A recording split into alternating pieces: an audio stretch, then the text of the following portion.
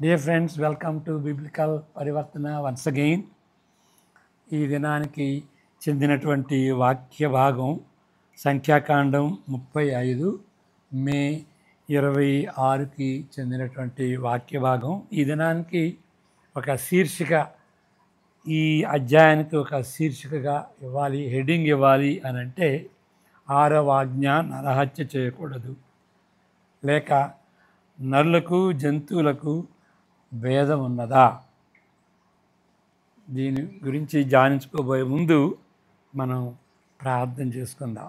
యెహోవా నా ఆశ్రయ దుర్గమ, నా విమోచకుడా, నా నోటి మాటలు, మా హృదయ ధ్యానములు మీ దృష్టికి అంగీకారములకు గాక. ఆమేన్. సంఖ్యాకాండం 35 మొదటి 5 వచనాలు చదువుకుందాం. మరియు యెరికో యొద్ద యొర్దానుకు సమీపమున మోయాబు మైదానములలో యెహోవా మోషేకు ఇలాగు సెలవిచ్చెను. ఇశ్రాయేలీయులు తాము పొందు స్వాస్థ్యంలో లేవీయులు నివసించుటకు వారికి పురములను ఇయ్యవలెనని వారికి ఆజ్ఞాపించుము. ఆ పురముల చుట్టూనున్న పల్లెలను లేవీయులకు ఇయ్యవలెను. వారు నివసించుటకు ఆ పురములు వారి వగును. వాటి పొలములు వారి పశువులకును, వారి మందలకును, వారి సమస్త జంతువులకును ఉండవలెను. మీరు లేవీయులకిచ్చు పురముల పల్లెల ప్రతి పురము యొక్క గోడ మొదలుకొని చుట్టూ 1000 మూరలు, మరియు మీరు ఆ పురముల వెలుపల నుండి తూర్పు దిక్కున 2000 మూరలను, దక్షిణ దిక్కున 2000 మూరలను, పడమటి దిక్కున 2000 మూరలను, ఉత్తర దిక్కున 2000 మూరలను కొలవలెను. ఆ నడుమ పురం ఉండవలెను. అది వారి పురములకు పల్లెలుగా నుండును. ఇది మొదటి భాగం. మరి రెండవ భాగం 6 నుండి 34 వరకు ముందు ఇది చదువుకుందాం. వాగ్దాన ప్రాంతమును 12 గోత్రముల మధ్య పంచిపెట్టు ప్రణాళికలో లేవీ గోత్రము మినహాయించబడినది. మనకి తెలిసినటువంటిదే, లేవీయులు కొంచెం ప్రత్యేకమైనటువంటి గోత్రం. ఒక విధంగా వాళ్ళు దేవుని సేవించాలి.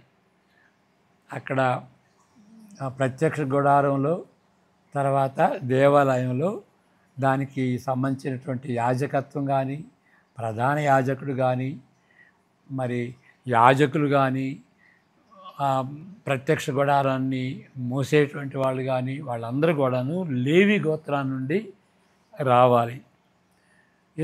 ఎందుకున్నాడు అని అంటే, ఐగుప్తులో మనకు తెలిసినటువంటి రీతిగా ఆ చివరి తెగులు, ప్రథమ పుత్రుడు, ప్రథమ జంతువు చనిపోయినప్పుడు ఇశ్రాయేలీల ప్రథమ సంతానాన్ని దేవుడు రక్షించుకున్నాడు కదా. వాళ్ళ ఒక కుటుంబాన్ని, ప్రథమ సంతానాన్ని, అవి నా సొత్తు, ప్రత్యేకమైనటువంటి నా సొత్తు. ఇశ్రాయేలీలందరూ ఆయన సొత్తే, కానీ ప్రత్యేకంగా వీళ్ళు నా సొత్తు, నన్ను సేవించాలి అని వాళ్ళని వాళ్ళని రక్షించుకున్నాడు కాబట్టి వాళ్ళ సొత్తుగా భావించాడు అనమాట. మరి ప్రతి ఒక్క కుటుంబాన్ని నుండి ప్రథమ సంతానాన్ని ఆయన తీసుకొనకుండా వాళ్ళ పక్షాన లేవి గోత్రాన్ని ప్రత్యేకంగా ఆయన సేవించేటువంటి రీతిగా వాళ్ళకి బదులుగా ఈ గోత్రాన్ని ఎన్నుకున్నాడు అనమాట. అందువలన లేవి గోత్రం ఆ విధంగా ప్రత్యేకమైనటువంటి గోత్రంగా మనం గ్రహించాలి. వాగ్దాన ప్రాంతంలో 12 గోత్రముల మధ్య పంచిపెట్టు ప్రణాళికలో లేవి గోత్రము మినహాయించబడినది. దేవుడే వారి స్వాస్థ్యమని ఆయన లేవీలకు సెలవిచ్చాడు. ఏ భాగము గోత్రముల వారికి చెందదు, కానీ మరి వాళ్ళకి పోషణ ఎట్లా? వారి పోషణ కొరకు మిగిలిన గోత్రముల నుండి 10వ భాగము వాళ్ళు పొందుకుంటారు. అది 18వ అధ్యాయంలో ఉంటుంది. చదువుకుందామా? 18వ అధ్యాయంలో అది సుదీర్ఘమైనటువంటి భాగం. కొన్ని వచనాలు చదువుకుందాం. సంఖ్యాకాండం 18వ అధ్యాయం. మరియు యెహోవా అహరోనుతో ఇట్లా, నేను దేశంలో నీకు స్వాస్థ్యము కలుగదు, వారి మధ్యను నీకు పాలు ఉండదు, ఇశ్రాయేలుల మధ్యను నీ పాలు నీ స్వాస్థ్యము నేనే.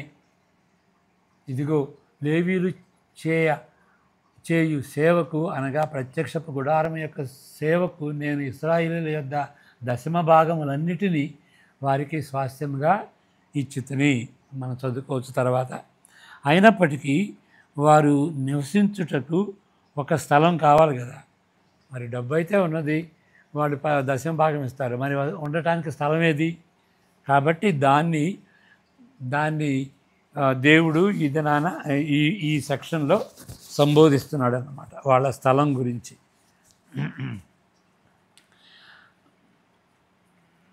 దానితో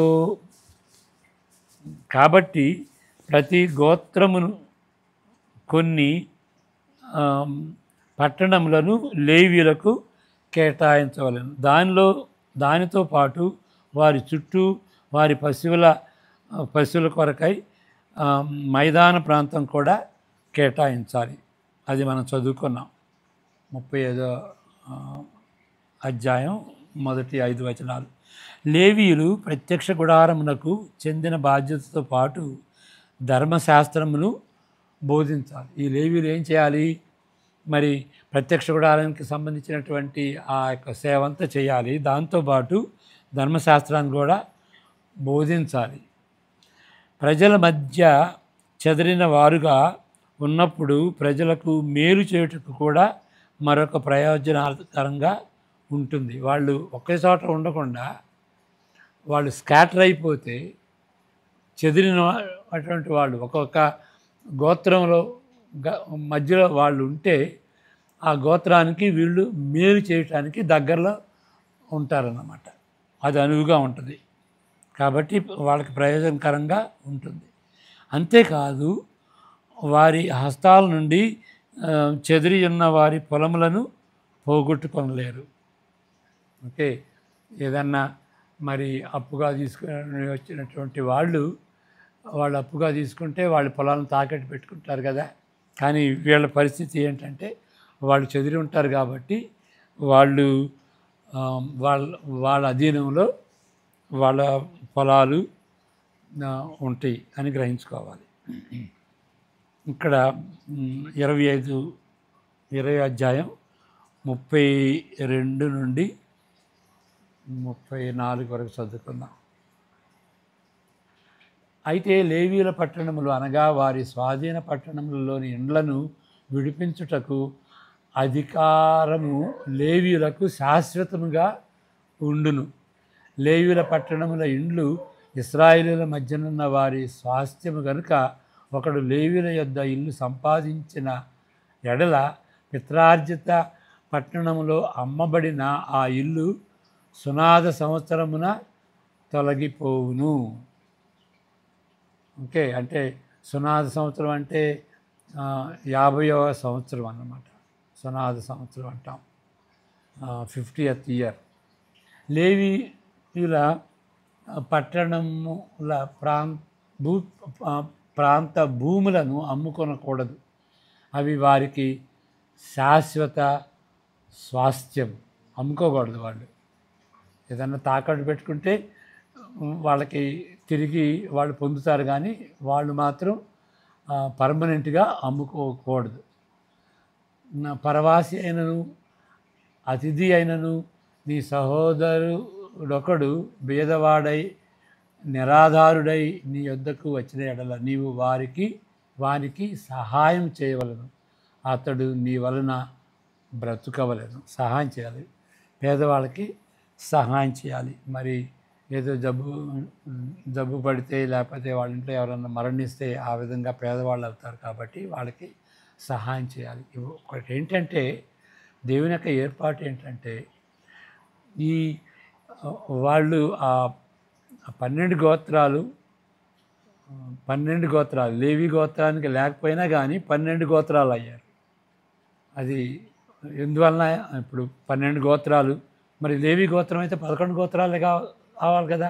కానీ 12 గోత్రాలకి ఎందుకు పంచిపెట్టారు అని అంటే యోసేపు యోసేపుకి మరి 2 గోత్రాలు వచ్చినాయి. అంటే యోసేపు గోత్రం ఆ ప్రథమ గోత్రంగా ఎంచబడింది కాబట్టి ప్రథమ గోత్రానికి రెండంతలు వాటా ఉండాలి కాబట్టి ఎఫ్రాయిము మనాసే వాళ్ళకి 2 పోర్షన్స్ వెళ్ళినాయి అన్నమాట. అందువలన తిరిగి 12 గోత్రాలు మధ్య పంచుకోవాల్సి వచ్చింది ఆ స్థలాన్ని. ఈ అధ్యాయంలో స్థలమును పంచిపెట్టుటలో విచిత్రంగా ఉండే మరొక నియమం ఏంటి అని అంటే ఆశ్రయ పట్టణాలని నియమించుట. మరి అది పెద్ద సెక్షను 6 నుండి 34లో ఈ ఆశ్రయ పురాల గురించినటువంటి సంగతి. వీటిని లేవీయులకు కేటాయించబడిన 48 పట్టణముల నుండి తీసుకోవాలి. ఈ 6 ఆశ్రయపురాలు ఈ లేవీయులకు కేటాయించినటువంటి 48 పట్టణాల నుండి పొందుకోవాలి, వాటిని కేటాయించాలి. యోర్దానుకు ఒకవైపునున్న ప్రాంతము అంటే తూర్పునున్న ప్రాంతంలో 3 పురాలు, మరి ఎడమవైపు లేక పట్టణం వెస్టర్న్ సైడ్ తూర్పు పడమర యోర్దాను నదికి పడమరలో ఉన్నటువంటి ఆ గోత్రాల నుండి 3 ఆశ్రయపురాలు ఉండాలి. ఉద్దేశపూర్వకంగా కానీ ఎందుకు ఈ ఆశ్రయపురాలు ఎందుకు అంటే ఉద్దేశపూర్వకంగా కానీ లేక అనాలోచితంగా కానీ ఒక వ్యక్తి మరొక వ్యక్తిని హత్య చేసిన ఎడల పగ తీర్చుకొను బంధువు ఉగ్రత నుండి పారిపోయి రక్షింపబడుటకు ఆ ఆశ్రయ పట్టణములు ఏర్పరచబడినవి. మరి ఎవరినన్నా హత్య చేస్తే వాళ్ళ బంధువులు వాళ్ళు ఊరుకుంటారా? వాళ్ళకి బాగా ఆ ఉగ్రత ఉండిపోద్ది, కక్ష తీర్చుకోవాలి, ఎవడరా వాడిని చంపిందని వాడిని వెళ్ళి చంపుతారు. మరి వాడు నిజంగా చంపాలని చంపాడో లేకపోతే అనాలోచితంగా చంపాల్సి వచ్చిందో మనకు తెలియదు. అనాలోచితంగా చంపబడ్డాడో మనకు తెలియదు, వాళ్ళకి తెలియదు. అది నిశ్చయించుకునేంత వరకు ఈ ఆశ్రయ పురాలకి వాడు పారిపోవాలి. పగ తీర్చుకున్న బంధువు ఉగ్రత నుండి పారిపోయి రక్షింపబడుటకు ఆశ్రయ పట్టణములు ఏర్పరచబడినవి. జాతి వైరాలను బట్టి రక్తపాతము ఆ దినాలలో తెలియనిదేమీ కాదు. ఓకే, తెలియనిదేమీ కాదు. ఈ సదుపాయమును బట్టి నేరస్తులెవరో అమాయకులెవరో న్యాయస్థానము నిర్ణయించక ముందు కోపము చల్లారే అవకాశము ఉంటుందన్నమాట. వీడు వెళ్ళినప్పుడు కొంతకాలం ఉంటాడు కాబట్టి అప్పుడున్నటువంటి ఆ ఉగ్రత, కోపం, ఆ ఈర్ష్య, పగ అది చల్లారిపోద్ది. అందువలన ఆ విధంగా ఉంటుంది. ఈ ఆశ్రయపురాలు అందునిమిత్తమై ఏర్పరచబడినాయి. బలమైన ఆధారాలను బట్టి వాడు నేరస్తుడైన ఎడల వాడు ఉరిశిక్షకు గురి కావలసినదే. 30వ వచనం చదువుకుందాం. 35-30.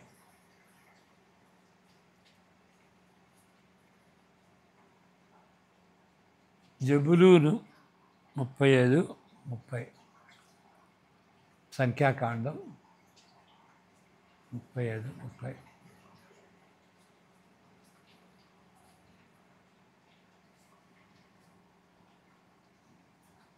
ఎవడైనను ఒకని చావగొట్టిన ఎడల సాక్షుల నోటి మాట వలన ఆ నరహంతకునికి మరణశిక్ష విధింపవలెను. ఒక సాక్షి మాట మీదనే ఎవనికి మరణశిక్ష విధింపకూడదు. అంటే సాక్ష్యం ఉంటే, దానికి బలమైనటువంటి ఆధారాలు ఉంటే, ఐ విట్నెసెస్ ఉంటే, అప్పుడు ఆ నేరస్తుడు మరి చంపాలని చంపితే వాడికి ఉరి శిక్ష తప్పకుండా ఆ, ఉండాల్సిందే. దాన్ని క్యాపిటల్ పనిష్మెంట్ అంటారు. మరి ఆదికాండం 9:6లో మనం చదువుకుందాం. ఆదికాండం 9:6లోని నియమాన్ని గుర్తు చేసుకున్న ఎడల ఏముంటుంది? నరుని రక్తమును చిందించువాని రక్తము నరుని వలననే చిందింపబడును. నరుని యొక్క రక్తం ఓకే ఎందువలన? దేవుడు తన స్వరూపమందు నరుని చేసెను. సృష్టిలో మరి మనం ఆరో దినాన మనిషిని చేశాడు కదా. మనిషిలో ప్రత్యేకత ఉంది. మట్టి నుండి జంతువుని చేశాడు, నోటి మాటతో అన్ని మిగిలినటువంటి వాటిని చేశాడు.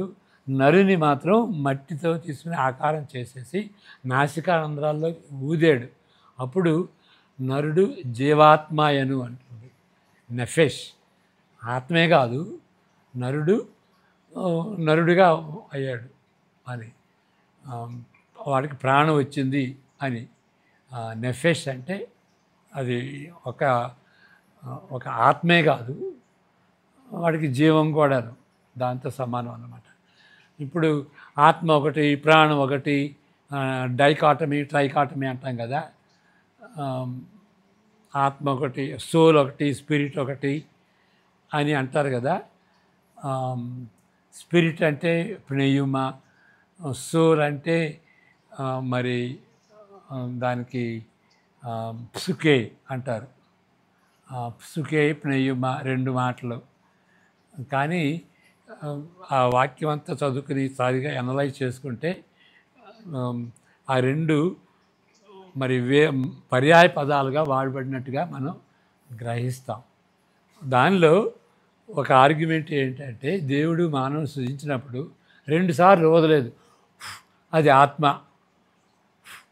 ఇది ప్నెయుమా, లేకపోతే ఇది సుకే అని 2 సార్లు ఆయన వదలేదు కదా. ఒకేసారి ఊదాడు. అది సుకే కావచ్చు, ప్నెయుమ కావచ్చు, అది ఆత్మ కావచ్చు, ప్రాణం కావచ్చు అని అది కొంచెం అసైడ్గా చెప్పాను. కాబట్టి తన స్వరూపంలో మరి ఆయన చేయబడ్డాడు. ఆ ప్రత్యేకత ఉందన్నమాట. కాబట్టి దేవుని స్వరూపం ఉన్నది కాబట్టి మనిషి ప్రత్యేకంగా ఉన్నాడు. ఓకే, మళ్ళీ చదువుతాను. ఆదికాండం 9:6లోని నియమాన్ని గుర్తు చేసుకున్న ఎడల దేవుని స్వరూపంలో సృష్టింపబడిన మానవులను హత్య చేసే కిరాతమునకు పాల్పడిన వారిపై అంతిమ శిక్ష పడవలసినదే. అంతిమ శిక్ష ఏంటంటే ఉరి శిక్ష అని మనం గ్రహించుకోవాలి. ఉరి శిక్ష. ఇక్కడ దీన్ని బట్టి వేరే హత్యలు జరగవనే తర్కమును బట్టి కాదు.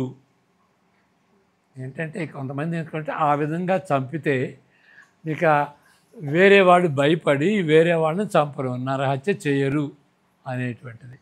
కానీ ఈ భాగంలో, ఈ వాక్య భాగంలో ఏంటి కారణం అనేది అక్కడ చెప్పబడలేదు.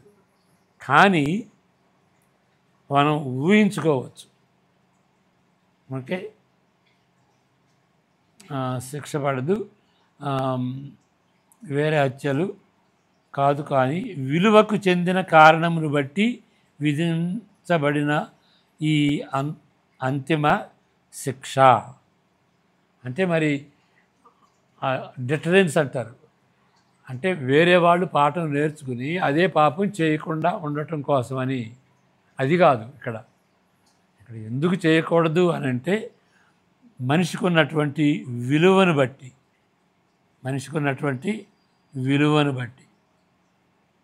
అది విలువ. ఏం విలువ? దేవుని స్వరూపంలో ఉన్నాడు ఆయన.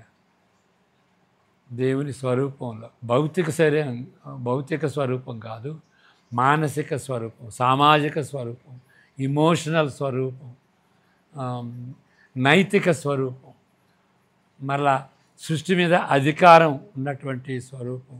దేవుడు ఏ విధంగా మరి క్రియేటివ్గా ఉన్నాడో అదేవిధంగా ఆ క్రియేటివిటీ మనిషికి ఇచ్చాడు. ఆ విధంగా అన్ని రకాలుగా దేవుని చేసేటువంటి రీతిగా మానవుని దేవుడు చేసినట్టుగా మనం గమనించాలి. ఇక ఇప్పుడు ఒకవైపు ఏమో మరి ఉద్దేశపూర్వకంగా చంపాడు, మరి మరొక వైపు అనాలోచితంగా చంపినట్లయితే ఆ హత్య జరిగిన ఎడల అది హత్యగా పరిగణించబడదు. అప్పుడు కూడా వాడిని విడిపించి ఇంటికి పంపించకూడదు. అనాలోచితంగా చేశాడండి పాపం, వాడిని ఇంటికి పంపిద్దాం అని అనకూడదు. ప్రధాన యాజకుని మరణాంతం వరకు ఆ ఆశ్రయ పట్టణంలో ఉండవలసినదే. ఓకే, 25 నుండి 28 వరకు చదువుకుందాం.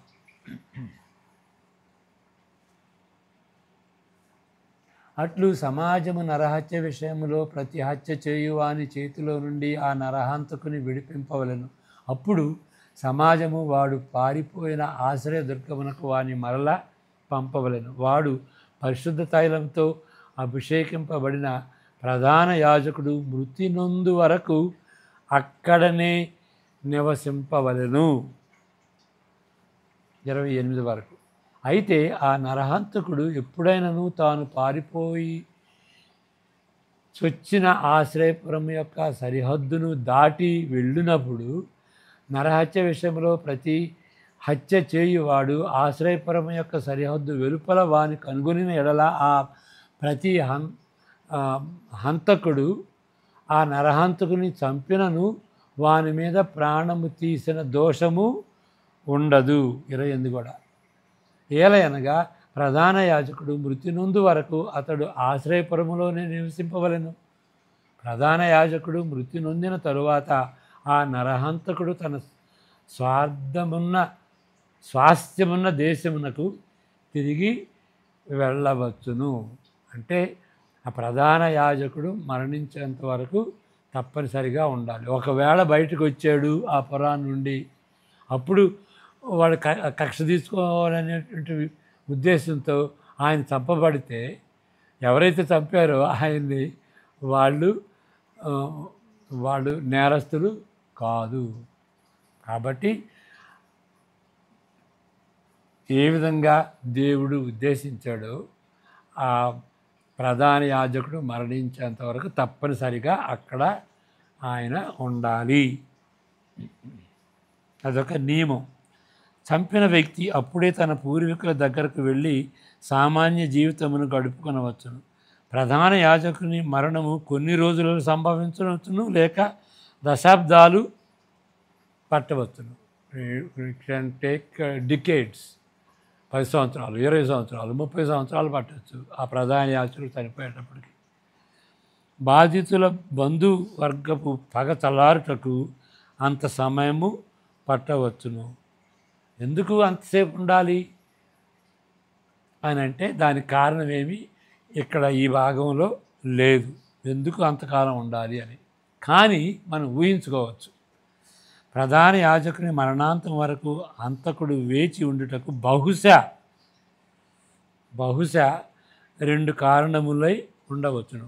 వాక్య భాగంలో లేదు ఇది, కానీ మనం ఊహించుకోవచ్చు. మొదటిది, ఆయన మరణము మరొక యుగారంభమును సూచించేదిగా ఉంటుంది. కాబట్టి ఆ యుగం అయిపోయింది, ఆ మరొక యుగంలో ప్రవేశిస్తున్నాం కాబట్టి, నూతన యుగం కాబట్టి ఆయన తిరిగి ఇంటికి వెళ్ళొచ్చు. రెండవది, దానికంటే ఇంకా ప్రాముఖ్యమైనది ఏంటి అంటే దేవుని స్వరూపమును ధరించిన, మరలా వచ్చింది చూడండి, మనిషి దేవుని స్వరూపమున ధరించిన వ్యక్తి మరణమునకు ప్రాయశ్చిత్తముగా ప్రధాన యాజకుని మరణము సాంకేతికంగా ఉంటుంది. ఆయన మరణించేంత వరకు వెళ్ళకూడదు అంటే ఈయన మరి అక్కడ హత్య జరిగింది కదా, ఆయన పరిహారార్థన ఎట్లా జరగాలి, వేరే మనిషి చనిపోవాలి అనేటువంటి ఐడియా అన్నమాట. ఇక ఈ ఆలోచన తీరు ఎక్కడికి దారి తీస్తుందో క్రైస్తవులకి తెలుసు. ఎక్కడికి దారి తీస్తుంది? సిలువ దగ్గరికి దారి తీస్తుంది. మనం రక్షింపబడాలి అంటే ఈయన మరణించాలి, అది సిలువ దగ్గరికి దారి తీస్తుంది. మరి మనం ప్రభు వల్ల పుచ్చుకున్నప్పుడు అదే జ్ఞాపకం చేసుకోవాలి. ఆయన మరణించాడు, మనం జీవిస్తాం. మరి రొట్టె ద్రాక్షారసం స్టేపుల్ ఫుడ్. ఇశ్రాయేలీలు అది తింటేనే తప్ప వాళ్ళు జీవించలేరు. మరి అది భోజనం కావాలి అంటే రొట్టె ద్రాక్షారసం అది సరిపోవాలి భోజనం కావటం కోసమని. అది మనం తింటే, ఇశ్రాయేలు తింటే వాళ్ళు జీవిస్తారు. అదే విధంగా దాన్ని జ్ఞాపకం చేసుకుంటూ యేసు ప్రభు చనిపోతే తప్ప మనకి జీవం,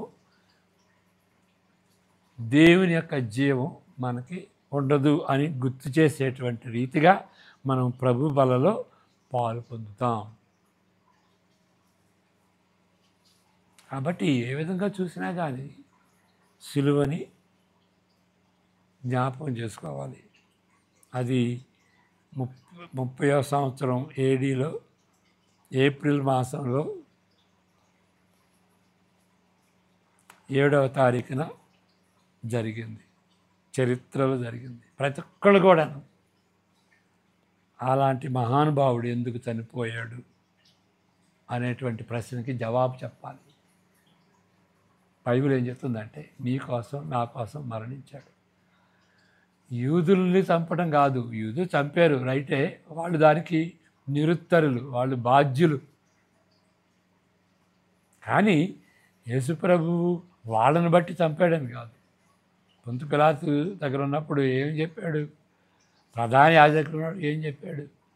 కావాలంటే నా తండ్రి లీజియన్స్ వేలకు వేల మంది దూతలను పంపిస్తాడు నన్ను రక్షించడానికి. కానీ ఆ సహాయం పొందలేదు. ఎందుకంటే ఆయన మరణించడానికే వచ్చాడు. ఎవరి కోసం మరణించడానికి? పాపుల కోసం మరణించడానికి.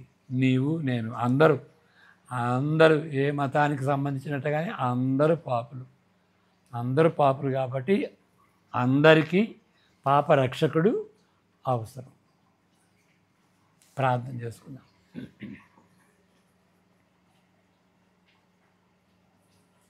May the grace of our Lord Jesus Christ, the love of the Father, and the fellowship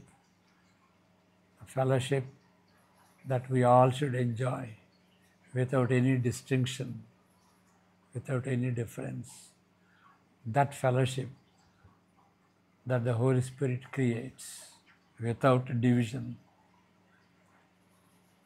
be with us.